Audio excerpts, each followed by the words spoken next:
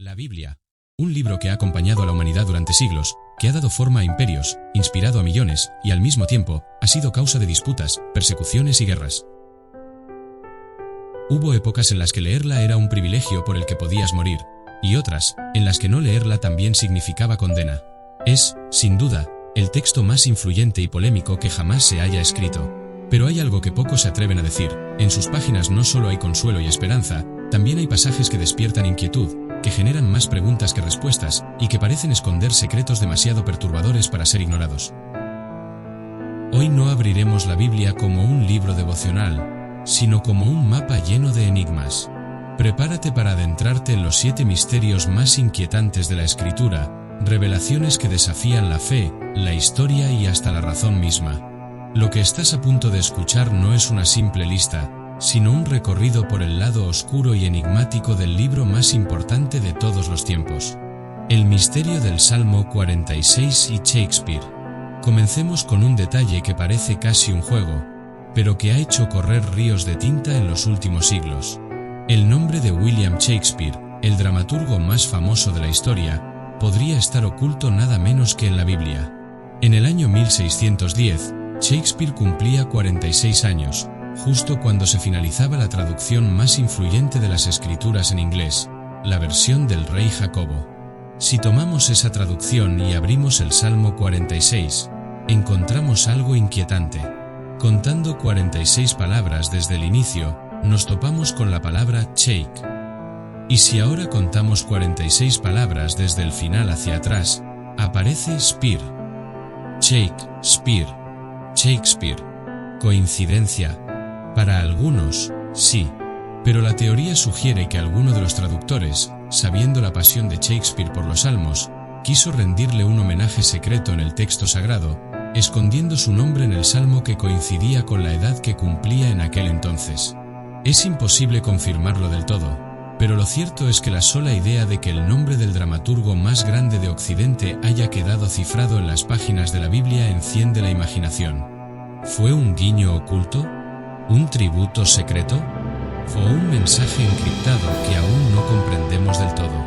Sea como sea, este es solo el inicio de nuestra lista, y lo que viene será mucho más perturbador.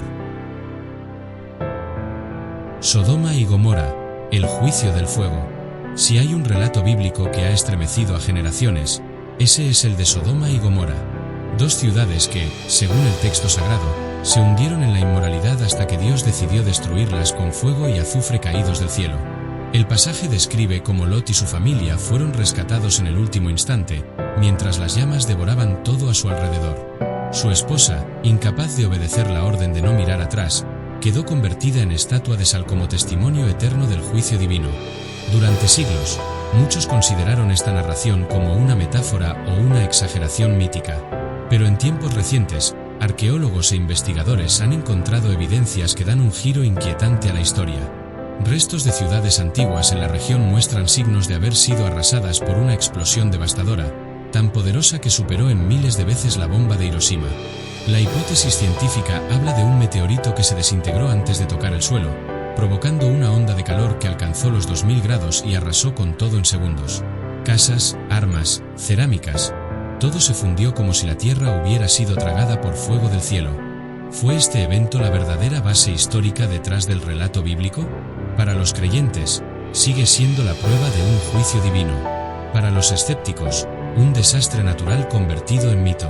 Sea cual sea la verdad, lo cierto es que la imagen de esas ciudades envueltas en llamas sigue siendo una de las más aterradoras de toda la Biblia. Y lo más perturbador no es su destrucción, sino lo que ocurrió después. Lot, el hombre que sobrevivió al cataclismo, terminó siendo víctima de la perversión de sus propias hijas, quienes lo embriagaron y abusaron de él en las cuevas donde se refugiaron. Una historia oscura que, más allá del fuego, revela la profundidad de la corrupción humana. Parte 2. Los jinetes que anuncian el fin. Si hay un símbolo que ha capturado la imaginación colectiva durante siglos, son los jinetes del Apocalipsis. Pinturas, novelas, películas, todo tipo de obras han recreado la imagen de 4 caballos cabalgando desde las páginas del libro de Apocalipsis, cada uno portando un presagio de destrucción. La tradición popular habla de 4 jinetes: conquista, guerra, hambre y muerte. Y aunque esta interpretación es la más difundida, al leer cuidadosamente el texto bíblico en Apocalipsis 6, descubrimos que no todo es tan claro como parece. ¿Realmente son 4? El capítulo describe a un cordero abriendo sellos que revelan visiones. El primero, un caballo blanco, con un jinete que lleva arco y recibe una corona, saliendo a conquistar. El segundo, un caballo bermejo, cuyo jinete recibe poder para quitar la paz de la tierra. El tercero, un caballo negro, con una balanza en la mano, anunciando hambre y desigualdad. El cuarto, un caballo amarillo, pálido como un cadáver, cuyo jinete se llama Muerte, seguido del Hades. Hasta aquí, parece que sí, son 4.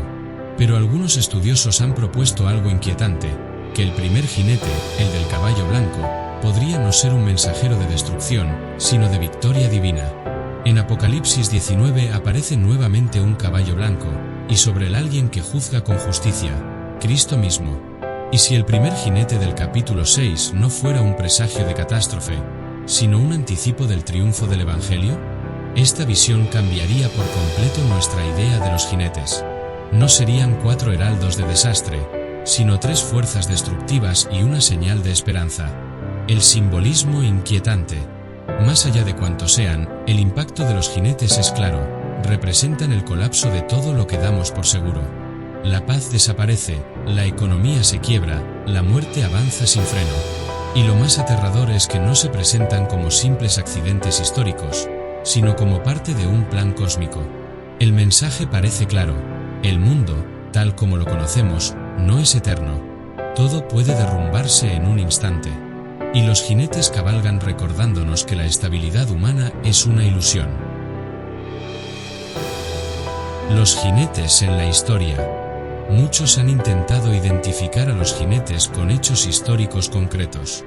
Durante la Edad Media, se los asoció con las plagas y hambrunas que asolaron Europa. En tiempos de guerra mundial, se los vinculó con las potencias militares y las crisis económicas. Incluso hoy, hay quienes ven en ellos la sombra de pandemias, conflictos globales y desequilibrios financieros que afectan al planeta entero. Lo cierto es que los jinetes parecen cabalgar en cada generación. Su mensaje trasciende el tiempo. El hombre nunca está realmente en control de su destino. El miedo universal. Quizás lo más inquietante de los jinetes del Apocalipsis no sea su descripción, sino lo que despiertan en nosotros, la conciencia de nuestra fragilidad.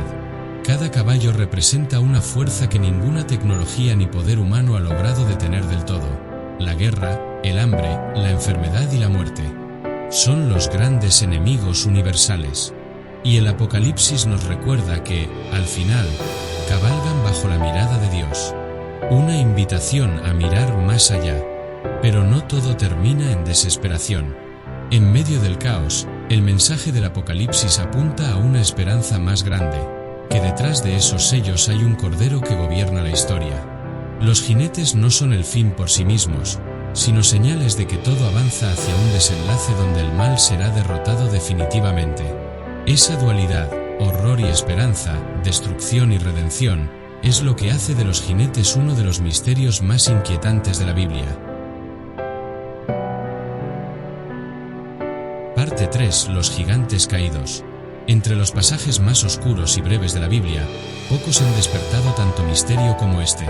Aconteció que cuando comenzaron los hombres a multiplicarse sobre la faz de la tierra, y les nacieron hijas, que viendo los hijos de Dios que las hijas de los hombres eran hermosas, tomaron para sí mujeres, escogiendo entre todas. Y les nacieron hijos. Estos fueron los valientes que desde la antigüedad fueron varones de renombre. Génesis 6, 1-4. En esas pocas líneas se encierra un enigma que ha alimentado teorías durante siglos: los Nefilim. ¿Quiénes eran los hijos de Dios? La gran pregunta surge de inmediato: ¿quiénes son los hijos de Dios que se unieron con las hijas de los hombres? Algunos intérpretes sostienen que eran simples descendientes de Set, la línea piadosa, que se mezcló con la línea impía de Caín. Bajo esta lectura, los Nefilim serían solo humanos poderosos o tiranos que llenaron la tierra de violencia. Pero otra interpretación, mucho más inquietante, afirma que estos hijos de Dios eran ángeles caídos, seres celestiales que cruzaron los límites de lo permitido y engendraron una raza híbrida con las mujeres humanas. Si esto fuera cierto, los Nefilim serían criaturas mitad divinas, mitad humanas, gigantes, guerreros de fuerza sobrehumana, tan corruptos que precipitaron el juicio del diluvio. El testimonio de los libros apócrifos. El libro de Enoc, un texto judío antiguo no incluido en el canon bíblico, amplía esta visión. Allí se habla de los vigilantes, ángeles que descendieron a la tierra, enseñaron a los hombres artes prohibidas, desde la guerra hasta la magia, y se unieron con mujeres humanas, engendrando gigantes que devoraban todo a su paso. Estos gigantes, según Enoc, fueron responsables de gran parte de la corrupción de la humanidad, hasta que Dios decidió borrarlos con el diluvio. Y sus espíritus, al morir, quedaron errantes en la tierra, convertidos en lo que hoy llamaríamos demonios. Aunque el libro de Enoc no está en la Biblia, fue muy leído en tiempos antiguos, y su influencia se percibe en el Nuevo Testamento, en pasajes de Judas y 2 Pedro. Los gigantes después del diluvio. Lo inquietante es que, aunque el diluvio supuestamente acabó con ellos, los Nefilim vuelven a aparecer más adelante. En Números 13, los espías que exploraron la tierra prometida aseguran haber visto allí gigantes descendientes de Anak, y dicen, éramos como langostas delante de ellos. También en los libros de Samuel y Crónicas se habla de gigantes, entre ellos el famoso Goliat, derrotado por David. ¿Cómo sobrevivieron? ¿Fueron restos de aquella antigua raza, o simples humanos de gran estatura idealizados en los relatos? El eco en otras culturas. Lo más perturbador es que historias similares aparecen en casi todas las culturas antiguas. Los griegos hablaban de titanes, los sumerios de dioses que descendieron del cielo, los mesoamericanos de hombres gigantes que poblaron la tierra antes de ser destruidos. ¿Son todas estas tradiciones reflejos de un mismo recuerdo ancestral? ¿O simples coincidencias nacidas de la imaginación humana? El legado de los Nefilim. Lo cierto es que los Nefilim representan una frontera borrosa entre lo humano y lo sobrenatural. Son el símbolo de un mundo que se desvió hasta tal punto que necesitó un reinicio. Son la advertencia de lo que ocurre cuando se cruzan límites prohibidos, cuando la arrogancia intenta mezclarse con lo divino. Y aunque su existencia concreta sigue siendo un misterio, la sola idea de que la humanidad pudo convivir con seres de otro orden, gigantes, híbridos, portadores de conocimientos oscuros, sigue inquietando hasta hoy. Parte 4. El ángel destructor. Cuando pensamos en ángeles, solemos imaginarlos como seres de luz, mensajeros de paz, guardianes protectores. Pero la Biblia nos muestra otra faceta mucho más inquietante, la de los ángeles como ejecutores del juicio divino. Y entre todos ellos, uno en particular resalta por su misterio y su fuerza aterradora: el ángel destructor. La noche de la Pascua. El relato más famoso se encuentra en Éxodo 12. Es la noche en la que Israel está a punto de ser liberado de Egipto. Dios ordena a cada familia sacrificar un cordero y marcar con su sangre los dinteles de sus puertas. Esa sangre sería la señal que los protegería, porque esa noche el ángel destructor recorrería la tierra. El texto es claro y escalofriante: y pasaré aquella noche por la tierra de Egipto, y heriré a todo primogénito, y la sangre os será por señal en las casas, y veré la sangre y pasaré de vosotros, y no habrá en vosotros plaga de mortandad cuando hiera la tierra de Egipto. Éxodo 12, 12-13. El ángel pasó, y en cada casa sin la señal, cayó la muerte. Desde el palacio del faraón hasta la choza del más humilde, el clamor llenó Egipto. Fue tan devastador que el faraón no tuvo más opción que dejar ir al pueblo esclavizado. Pero la pregunta permanece: ¿quién era ese ángel? ¿Un mensajero celestial específico, un espíritu de muerte o la misma presencia de Dios manifestada en juicio? Otras apariciones del destructor. Este ángel no aparece solo en Egipto. En 2 Samuel 24 encontramos otra escena aterradora. David, tras ordenar un censo prohibido, provoca la ira divina. Entonces un ángel destructor se levanta contra Israel y causa una plaga que mata a 70.000 hombres en pocos días. El texto describe cómo el ángel extendía su mano para destruir Jerusalén, hasta que Dios, conmovido por la súplica, detuvo la catástrofe. El ángel estaba en pie junto a la era de Arauna, visible para David, quien lo vio con la espada desenvainada. Una visión tan poderosa que dejó al rey temblando y lo impulsó a ofrecer sacrificios en aquel mismo lugar, que luego se convertiría en el monte del templo. ¿Quién es realmente? Las teorías sobre la identidad del ángel destructor son muchas. Algunos lo consideran un ángel específico, asignado solo a tareas de juicio. Otros piensan que no es un ser individual, sino una manifestación de la justicia divina. Incluso hay quienes lo asocian con el mismo Satanás, permitiendo que por un instante ejecute destrucción bajo control de Dios, como ocurrió en la historia de Job. Lo inquietante es que la Biblia no lo nombra con claridad. Solo aparece en momentos límite, siempre vinculado a muerte y catástrofe, como una sombra que se activa cuando el juicio de Dios cae sobre las naciones o sobre su propio pueblo. Un presagio profético. El ángel destructor no es solo un recuerdo del pasado. Para muchos, es también una advertencia del futuro. En Apocalipsis se habla de plagas, juicios y seres celestiales que derraman copas de ira sobre la tierra. Algunos ven en esas imágenes un eco de aquel mismo ángel, que volverá a recorrer el mundo en el tiempo final. La idea es escalofriante, un mensajero que no trae noticias de paz, sino la certeza de que nadie puede escapar al juicio divino si no está protegido bajo la sangre del Cordero. El lado oculto de los ángeles. Este misterio revela algo que solemos olvidar. Los ángeles no son seres dulces para adornar historias. Son guerreros, ejecutores, ministros de la voluntad de Dios. En la Biblia, cuando aparecen, casi siempre provocan temor. Y el ángel destructor es la personificación máxima de ese lado implacable. No sabemos su nombre, no sabemos su rostro, pero sabemos lo suficiente para estremecernos. Donde él pasa, nada queda igual. Parte 5. El misterio del arca perdida. Entre todos los objetos sagrados que aparecen en la Biblia, ninguno ha generado tanta fascinación, especulación y misterio como el arca de la alianza. Ese cofre recubierto de oro, construido bajo las instrucciones precisas que Dios dio a Moisés en el Sinaí, no era un simple símbolo religioso, representaba la presencia misma del Señor en medio de su pueblo. Dentro de ella reposaban las tablas de la ley, el maná recogido en el desierto y la vara de Aarón que floreció. Sobre su cubierta, 2 querubines de oro extendían sus alas, y entre ellos descendía la gloria de Dios, el Sequiná, manifestándose como un fuego resplandeciente. El arca iba al frente en las batallas, abría caminos en el Jordán, hacía caer murallas como las de Jericó. Para Israel, era el corazón de su fe y su identidad. Pero un día, desapareció. ¿Dónde está el arca? El último registro claro que tenemos del arca se encuentra en tiempos del rey Josías, unos 600 años antes de Cristo.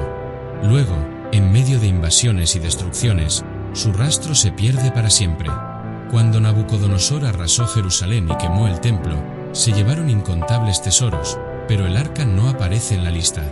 A partir de ahí, comienzan las teorías. Oculta por los sacerdotes. Algunos creen que, anticipando la invasión, los levitas escondieron el arca en túneles secretos bajo el templo o en alguna cueva cercana al monte Sión. Llevada a Egipto o Etiopía, hay tradiciones que aseguran que el arca fue trasladada a lugares lejanos para protegerla.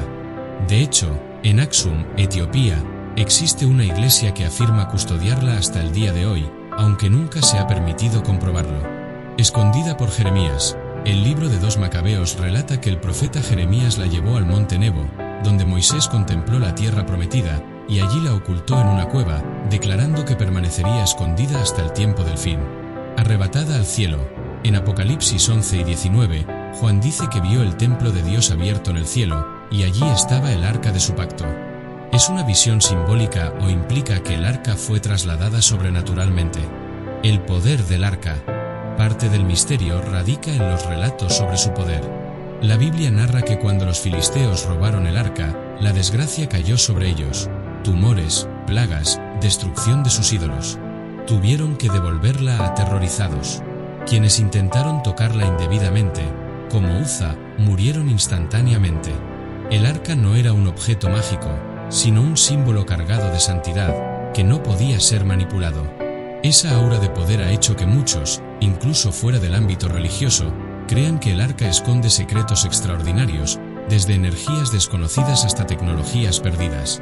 No es casual que incluso la cultura popular, con películas como Indiana Jones, haya inmortalizado la idea del arca como un objeto capaz de desatar fuerzas letales. ¿Volverá a aparecer? El misterio más grande no es solo dónde está, sino si volverá a aparecer. Para algunos, el arca debe ser hallada antes de la reconstrucción del templo en Jerusalén, como parte de los acontecimientos del fin de los tiempos. Para otros, ya no es necesaria, porque su función fue cumplida en Cristo, quien se convirtió en la presencia definitiva de Dios entre los hombres. Lo cierto es que la sola posibilidad de que aún exista en algún lugar del mundo mantiene viva la expectativa. ¿Está escondida en los túneles de Jerusalén? ¿Descansando en alguna cueva olvidada? ¿O fue realmente llevada al cielo, fuera del alcance humano? Un símbolo inquebrantable. Más allá de las teorías, el Arca de la Alianza se ha convertido en un símbolo de lo sagrado que no puede ser manipulado ni reducido a superstición. Representa la presencia de un Dios que no se encierra en cajas ni templos, y que no se deja poseer por manos humanas. Su misterio permanece, no como una pieza arqueológica perdida, sino como un recordatorio espiritual. Lo divino no puede ser domesticado ni controlado. Parte 6. El misterio del fin. Si hasta ahora hemos recorrido enigmas que miran hacia el pasado, ciudades destruidas, gigantes olvidados, ángeles de juicio, objetos sagrados desaparecidos, llegamos ahora al mayor misterio de todos, aquel que aún no se ha cumplido del todo.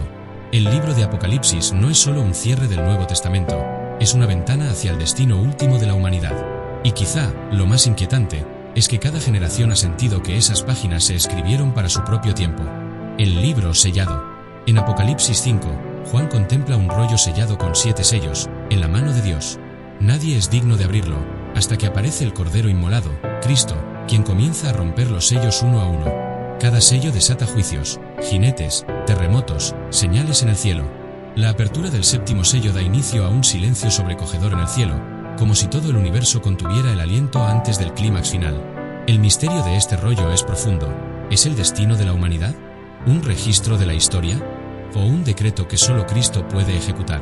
Sea cual sea la respuesta, lo cierto es que su apertura revela que el fin no será un caos sin sentido, sino un plan que se despliega bajo la soberanía divina. Las bestias del Apocalipsis. Uno de los enigmas más inquietantes del Apocalipsis es la aparición de 2 bestias, una que surge del mar y otra de la tierra. La primera recibe autoridad para gobernar sobre las naciones, y la segunda engaña a los hombres con señales y prodigios, obligándolos a adorar a la primera. Aquí surge el famoso número 666, el número de la bestia, asociado durante siglos con gobernantes, sistemas, incluso tecnologías modernas. Representa a una persona concreta, un imperio, o simplemente la imperfección llevada al extremo. El misterio permanece abierto, pero el mensaje es claro: llegará un tiempo en el que el mal se personificará con un poder nunca antes visto, desatando persecución y engaño sobre el mundo entero. El juicio final. El Apocalipsis describe el momento en que los muertos son resucitados y comparecen ante el trono de Dios. Los libros son abiertos, y cada uno es juzgado según sus obras. Otro libro, el de la vida, define quién entra en la eternidad y quién es lanzado al lago de fuego. Es una de las escenas más estremecedoras de toda la Biblia. No hay escapatoria, no hay excusas. El misterio aquí no es solo qué ocurrirá, sino cómo enfrentaremos ese día cada uno de nosotros. El cielo y la nueva tierra. Pero lo inquietante del Apocalipsis no termina en el juicio. Tras la destrucción, viene una promesa, un cielo nuevo y una tierra nueva, donde ya no habrá muerte ni dolor. La nueva Jerusalén desciende adornada como una novia, con calles de oro y puertas de perlas, iluminada no por el sol, sino por la gloria de Dios mismo. El misterio aquí es tan grande como esperanzador. ¿Cómo será esa nueva creación? ¿Podremos comprenderla con nuestras categorías humanas? Lo cierto es que se nos da una visión, no para satisfacer la curiosidad, sino para mantener la esperanza viva en medio de la tribulación.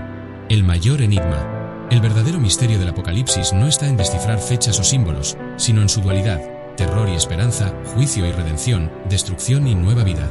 Es inquietante porque nos recuerda que el mal no es eterno, pero tampoco lo es nuestro mundo actual. Todo lo que conocemos pasará. Y en ese final, cada uno deberá decidir de qué lado estará, del Cordero o de la bestia, de la vida o de la condenación. Conclusión. Hemos recorrido 7 misterios que la Biblia guarda entre sus páginas. El nombre de Shakespeare oculto en el Salmo 46. La destrucción de Sodoma y Gomorra. Los jinetes del Apocalipsis. Los gigantes Nefilim. El ángel destructor. El destino del Arca de la Alianza. El enigma del Apocalipsis y la batalla final. Cada uno es inquietante porque no ofrece respuestas fáciles, sino más preguntas. Son recordatorios de que la Biblia no es un libro simple, sino un océano de misterios en el que lo divino y lo humano se entrelazan. Y en ese océano, cada misterio tiene un propósito: despertar en nosotros el asombro, el temor reverente y, sobre todo, la certeza de que la historia no está en manos del azar, sino en las de un Dios que escribe cada capítulo.